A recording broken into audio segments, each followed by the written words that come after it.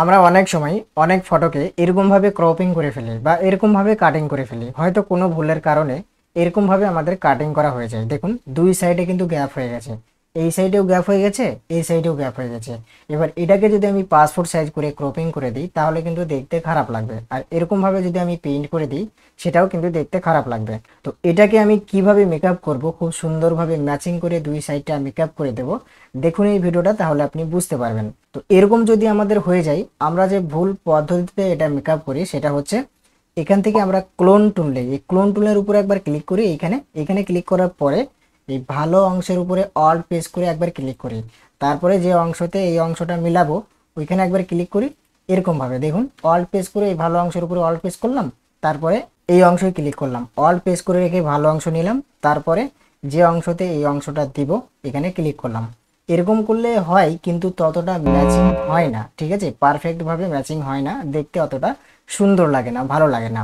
তো আজকে আমি আপনাদেরকে দেখাবো কিভাবে এটাকে ম্যাচিং করবেন। তো তার জন্য আপনি কি করবেন, আপনি টুলবারে আসবেন। টুলবারে আসার পরে দেখুন এখানে রেক্টেঙ্গুলার মার্কিউ টুল বলে একটা টুল আছে একবারে প্রথমে, ঠিক আছে?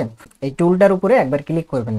এইখানে ক্লিক করার পরে আপনি সিলেক্ট করবেন, ঠিক আছে? এই সোজা সিলেক্ট করবেন। দেখুন আমি যেভাবে সিলেক্ট করছি, আমার মাউস পয়েন্টারের দিকে ফলো রাখুন, তাহলে বুঝতে পারবেন, এবং আমার ভয়েসের দিকে ফলো রাখুন। এইভাবে আপনি আস্তে আস্তে করে সিলেক্ট করবেন যতটা অংশ আপনি এইদিকে মেলাতে চাইছেন, ঠিক আছে? এরকমভাবে আপনি একটু নেবেন ডান সাইডে, এই জামার অংশটুকু আপনি হালকা নেবেন, ঠিক আছে? বেশি নেওয়ার দরকার নেই। এটা নেবার পরে আপনি কিবোর্ডে আসবেন। কিবোর্ডে আসার পরে কন্ট্রোল জে প্রেস করে দেবেন। দেখুন কন্ট্রোল জে যদি আপনি প্রেস করেন তাহলে এই ডান দিকে ফলো রাখবেন, এই লেয়ার বক্সে যে লেয়ারটা হয়ে আছে এটা ডুপ্লিকেট লেয়ার হয়ে যাবে, ঠিক আছে? তো যার জন্য আপনি কিবোর্ডে এসে কন্ট্রোল জে প্রেস করবেন। কন্ট্রোল জে প্রেস করার পরে এবার আপনি ডান দিকে ফলো করুন, লেয়ার 1 বলে একটা লেয়ার হয়ে গেছে।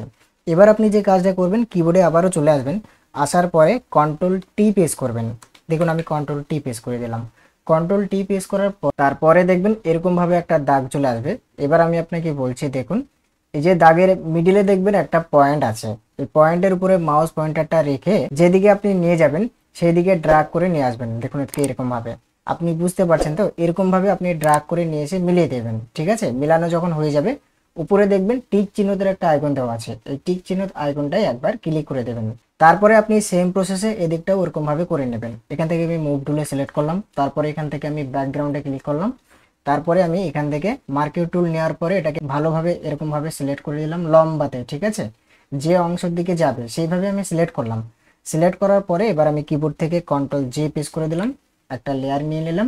তারপরে আমি কিবোর্ড থেকে কন্ট্রোল টি প্রেস করলাম। কন্ট্রোল টি প্রেস করার পর এই যে এখানে একটা পয়েন্টার হয়ে গেছে, এই মিডিল পয়েন্টারে মাউস পয়েন্টারটা রেখে ড্র্যাগ করে ডান দিকে যদি আমি এরকমভাবে টানি তাহলে কিন্তু এটা মেকআপ হয়ে যাচ্ছে। আপনার যতটুকু প্রয়োজন হবে ততটুকু ড্র্যাগ করে টানবেন, মেকআপ করে নেবেন। মেকআপ করার পরে এখান থেকে আপনি টিক চিহ্নতে ক্লিক করে দিলেই দেখুন পুরো ম্যাচিং হয়ে গেছে, বা এটা ঠিক মতো করে মেকআপ হয়ে গেছে। তো এইভাবেই আপনি কাজটা করতে পারবেন। আশা করি আমার কাজটা আপনি দেখে বুঝতে পেরেছেন।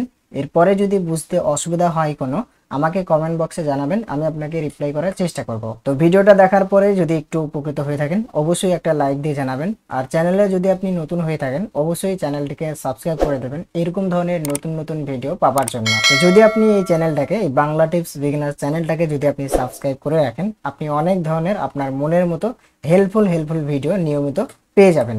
তো যার জন্য আমি আপনাকে রিকোয়েস্ট করব চ্যানেলটিকে আপনি সাবস্ক্রাইব করে রাখবেন। তো আজকের মতো এই পর্যন্ত, সবাই ভালো থাকবেন, নিজের খেয়াল রাখবেন। ধন্যবাদ।